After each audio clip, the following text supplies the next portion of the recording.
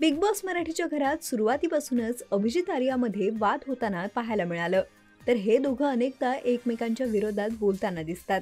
अशातच आजच्या भागात अभिजित अंकिताशी या विषयावर बोलताना दिसत आहे. तर अभिजित अंकिताला म्हणतो, मी आर्याला एंटरटेन करत बसणार नाही. तर अंकिता म्हणते, मी पण आर्याला सांगितलं आहे, जोपर्यंत तुला समजावू शकते तोपर्यंत समजावेन. तर यावर अभिजित तिला म्हणतो, आपण उगाच भाव देतोय आणि तिची किंमत वाढावी म्हणून आपण समजावतो, पण याचा काही अर्थ नाही. ग्रुपमध्ये तिची काही व्हॅल्यू नाही.